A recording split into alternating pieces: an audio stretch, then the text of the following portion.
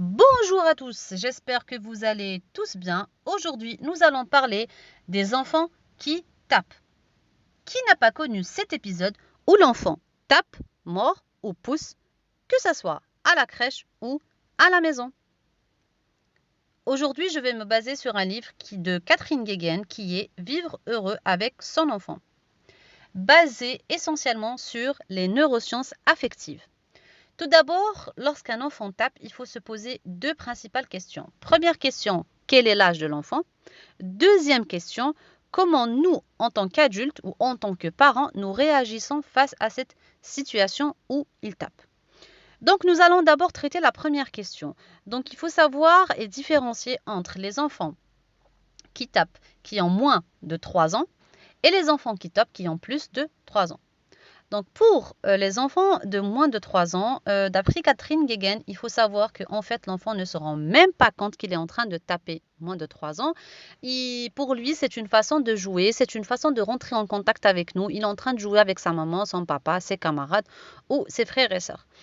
Alors, comment est-ce qu'il faut réagir? Il faut lui prendre la main avec bienveillance et fermeté et douceur et lui dire la main, c'est pour caresser. Et faire le geste, lui caresser la main ou lui caresser le joue et lui montrer que la main, c'est pour caresser et lui dire non, on ne tape pas.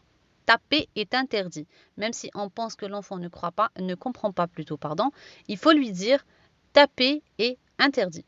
Si jamais l'enfant le refait, car il sera mené à le refaire, toujours la même chose, reprendre la main avec bienveillance et lui montrer que c'est pour caresser et exagérer. Si par exemple il nous tape, on fait aïe, tu m'as fait mal pour lui montrer que taper fait mal. Et taper est interdit. Ça, c'est chez l'enfant de moins de 3 ans.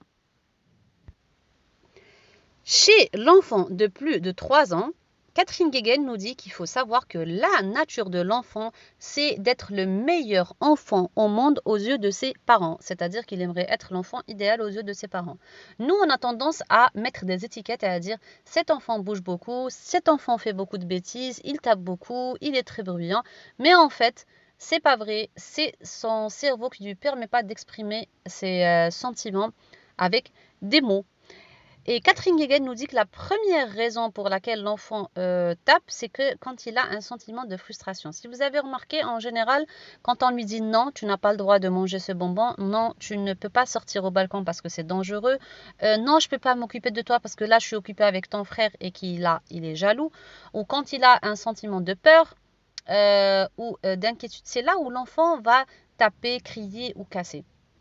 Pourquoi? Parce que son cerveau est encore immature. Il ne sait pas encore mettre des mots sur ses sentiments et dire je suis énervé, je suis fâché, je suis triste, je suis jaloux. Donc qu'est-ce qu'il fait? Il tape, il y a des coups qui partent.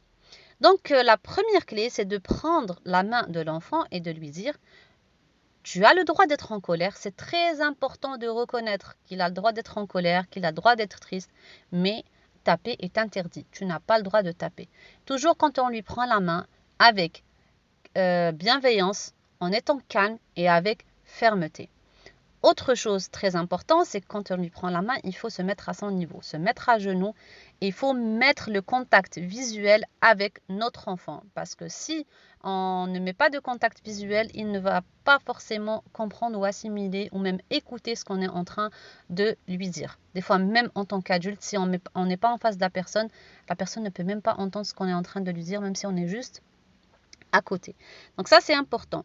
La deuxième clé, c'est éviter de taper, même si c'est très discuté, même si on était anciennement, c'était très fait, et il y a des personnes qui le pratiquent toujours où ils pensent que taper est la solution, mais les études l'ont clairement démontré. Taper ne sert à rien. Déjà, d'un point de vue neurologique, et aussi du fait que l'enfant apprend par mimétisme. C'est-à-dire que si on se dit il m'a tapé, il m'a fait mal, je vais le taper, il va avoir mal, il va comprendre que ça fait mal, mais en fait l'enfant, comment est-ce qu'il traduit ça? Papa est en colère, maman est en colère, il me tape, alors moi aussi je tape quand je suis en colère. Et on est d'accord que taper implique la violence. Ensuite, la troisième clé, c'est la persévérance. Et oui, je sais, c'est pas évident. L'éducation, comme vous le savez, c'est répéter, redire et refaire. C'est beaucoup de patience et beaucoup de persévérance. Donc toujours, tu as le droit d'être en colère, mais tu n'as pas le droit de taper. La quatrième clé, c'est rester calme. Ça, par contre, je pense que c'est le truc le plus difficile à faire, surtout si l'enfant nous tape et nous fait très mal. Moi, ça m'est déjà arrivé où mon enfant me tape et m'a fait très très mal. Et là, je me suis vraiment fâchée et on lui dit, tu m'as fait très mal, donc tu vas dans ta chambre, tu vas te calmer et moi aussi, je vais aller souffler. Donc, nous, on souffle, on respire. Ça aide énormément. On peut regarder par la fenêtre, sortir au balcon, regarder la verdure, boire un verre d'eau. Ça va nous permettre de nous calmer effectivement.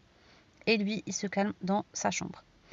La cinquième clé, c'est une fois que c'est passé, que la colère est passée et tout, prendre l'enfant dans le calme en aparté, ni devant son frère, ni devant son père, ni devant son copain, et lui dire, le demander qu'est-ce qui s'est passé tout à l'heure. Pourquoi tu t'es énervé, tu as tapé, pourquoi tu as mordu.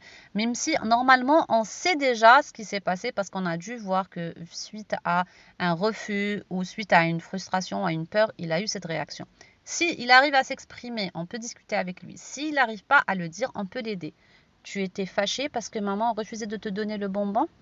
Tu étais fâché parce que maman était occupée avec ton frère ou parce que tu avais peur ou quelle que soit la situation, et on lui explique. Tu sais que les bonbons, c'est pas tout le temps. Tu as le droit d'avoir des bonbons, mais pas tout le temps parce que tu as des caries. Et tu as le droit d'être fâché, tu as le droit d'être en colère. Ceci dit, tu n'as pas le droit de taper. Tu sais très bien que les mains, c'est pour caresser. Et tu as le droit d'être en colère et lui exprimer qu'il y a des façons d'exprimer sa colère. Soit en tapant dans des coussins, soit en tapant des pieds, soit en criant dans une boîte. Si ça vous dit, je vous ferai une vidéo sur les techniques qu'on peut enseigner à nos enfants pour qu'ils expriment leur colère, car c'est très très important qu'ils sortent toute cette frustration, cette colère ou cette tristesse. Ils ne doivent pas garder ça en eux et ils peuvent l'exprimer autrement qu'en tapant ou en criant. Et une fois que c'est passé, qu'on s'est mis d'accord, bien sûr, un contact visuel au niveau de l'enfant, lui dire que quel que soit X, notre enfant, on l'aime. Parce que effectivement, notre enfant, on l'aime. Et c'est l'immaturité de son cerveau qui fait qu'il a des réactions comme ça. Et c'est nous, en tant qu'adultes, de lui apprendre, de l'accompagner et surtout de comprendre tout cela. Moi, personnellement, le fait de comprendre tout cela m'a énormément aidé à mieux gérer ces situations et à être plus calme, plus zen et surtout moins m'emporter. Donc voilà les amis, j'espère que cette vidéo vous aura servi. Dites-moi en commentaire ce qui vous a intéressé comme technique et surtout si vous voulez que je vous fasse la vidéo sur comment apprendre à mon enfant à exprimer sa colère autrement qu'en tapant ou en criant. Prenez grand soin de vous et à la prochaine vidéo. Ciao!